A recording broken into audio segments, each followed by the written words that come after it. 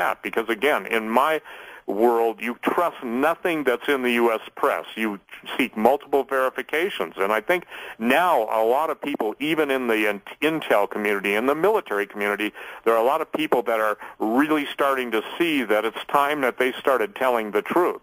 Obviously, a lot of them get assassinated, and a lot of people, like the dead scientists, which we've had a couple more lately, these guys die because of what they know, whether it's supposedly a suicide from a nuclear scientist jumping over a cliff or whatever. There's a lot of suiciding going on, and I think that to deny that there is an unseen hand moving collectively, you know, it's interesting. The word conspiracy theory, again, to conspire means to agree ahead of time as to a predestined or a predisposed action. So now we've got people starting to say, hey, wait, there's just too much that doesn't add up. Well, I say it does add up, and that's the key, is to give people the facts and let them research it. A lot of people are just too lazy. They listen to me or any of your other guests, and they just say, well, those guys are crazy. The ones that are thinking, though, don't dismiss, and they start to put their own thinking cap on and go and get the evidence, and then obviously they can make decisions based on that evidence. Well, let's see what happens in the not-too-distant future with this. Stephen, I want to spend some time, before we get into the New World Order with you, to talk about and to get your reaction on something that's been going on now for some time, and that's the disruption in the Middle East and our situation with Libya. What's your whole take on this? Well, my whole take on it is if everyone would look at the timing of this, and I think the timing, you've got to understand the master plan. In my opinion, the master plan is to generate World War III, to get the Christians, Jews, and Muslims all fighting each other. Albert Pike is quoted with that famous quote that they will generate the Third World War. Albert Pike obviously is the guy that wrote Morals and Dogma, a high-ranking, the highest ranking, if you will, the man that wrote the textbook on Freemasonry. Now, it goes beyond that, though, George. The thing is that like almost somebody flipped on a switch, that everything has gone to displace the old dictators in the Middle East. And Iran is announcing, as you know, the return of the Imam Mahdi. Mm-hmm. I started to talk about that 10 years ago in a San Diego talk show with a co-host who happened to be a Muslim and a lady broadcaster who was a Christian. That was kind of an interesting combination. And the fact is that the idea is a universal caliphate. And this is why we're seeing so much in the overthrow of Islam. And you hear the Egyptian Brotherhood mentioned. You are hearing all of the now blaming on Al-Qaeda. But this is bigger than that. This is, if you will, the Islamic fulfillment going on of the return of the Imam Mahdi. And so that is, if you will, their Messiah who returns to bring the world under the universal caliphate. And I think that what we're seeing now is the powers that be that are absolutely in contempt of humanity.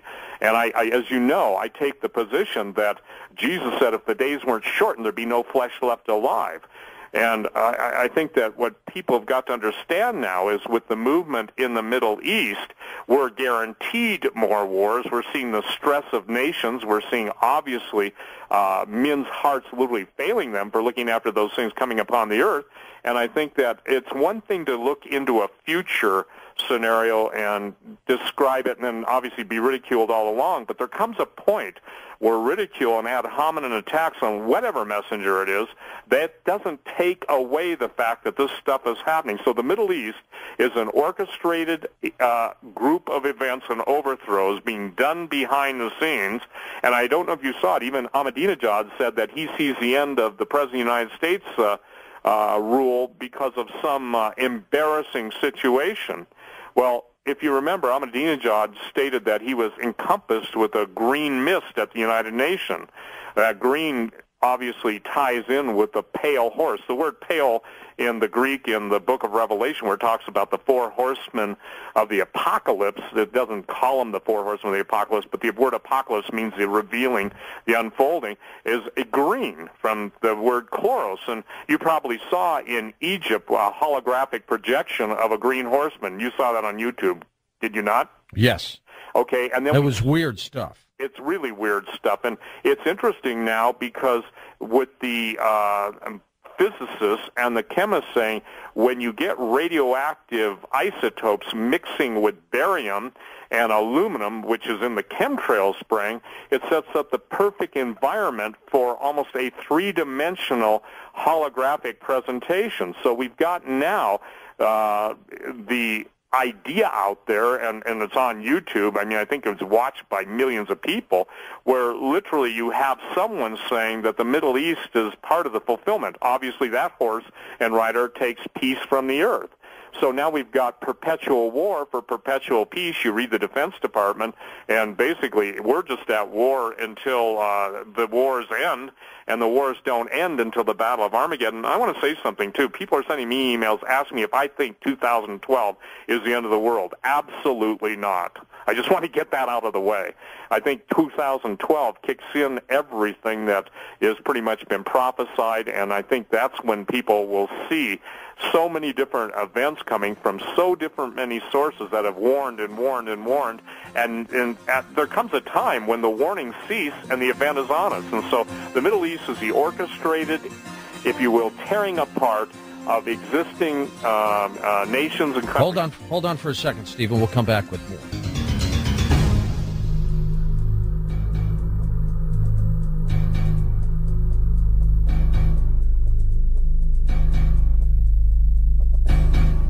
Stephen, let's get back to the Middle East again in our involvement with what's going on here. In one case, of course, a lot of people are saying, okay, we need to get these corrupt regimes out of there. Let's just hope they get replaced with a more popular democratic regime. And I say regime because I'm not sure they're democracies anymore.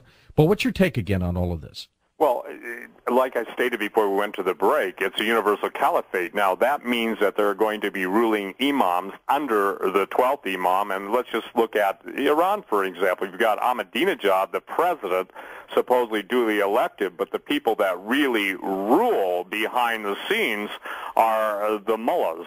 They're the ones that are the spiritual leaders, and the spiritual leaders determine the way that the national governments are, quote, quasi-democratic. Let's face it, when you control the election, I think it was somebody said they don't care who casts the votes. They only care who counts the votes, okay?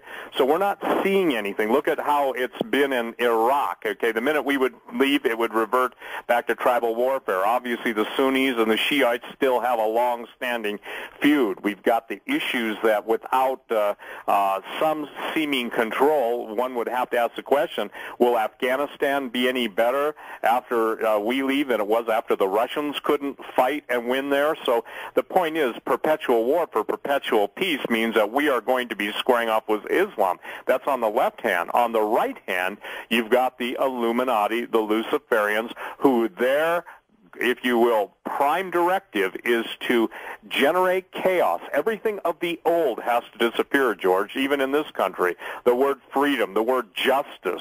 We're living in a shadow and an illusion of what this great country once was, and we've allowed it by thinking that somehow we can vote others to do the work that we need to do as a nation, as a people, and now we're going to reap the benefits. So we're moving, and I like what Gerald Celente says, we are and have become a fascist state.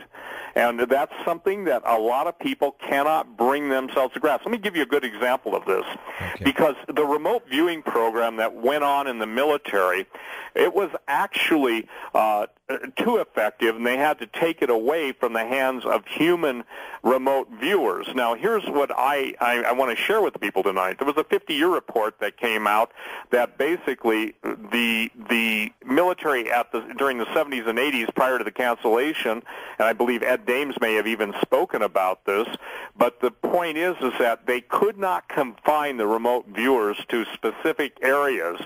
This has to do with, in quantum physics, a thing called quantum entanglement.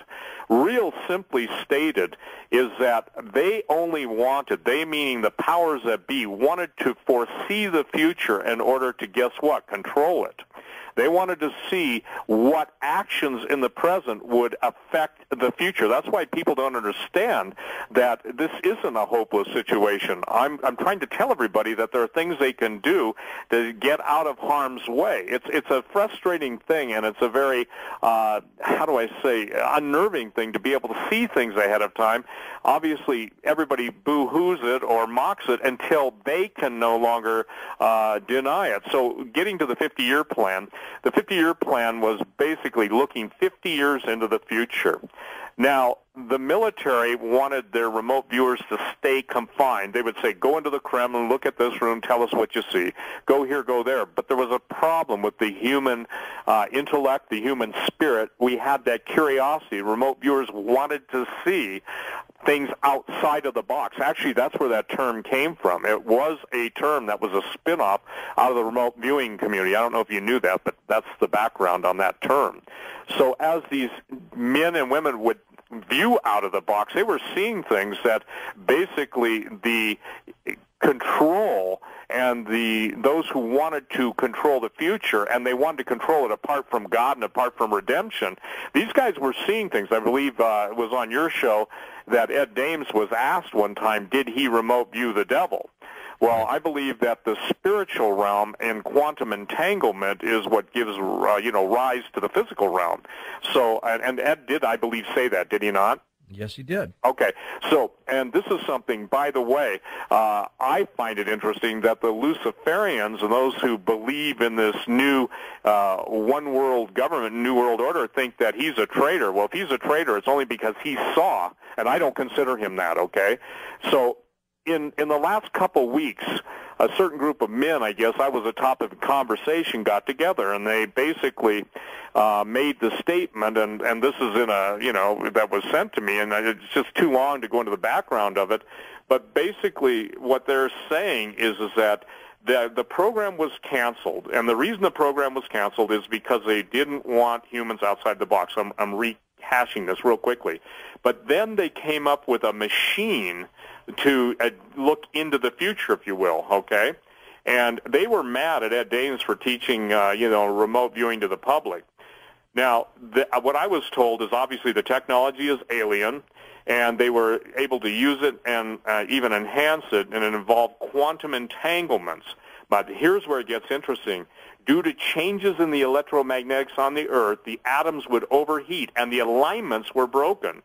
They're getting those problems sorted out. This is written to me. The equipment could be turned off, unlike humans, which made humans and their tendencies to go off track obsolete. So, saying all that simply meant this, that as they were reviewing and viewing the results, they were seeing things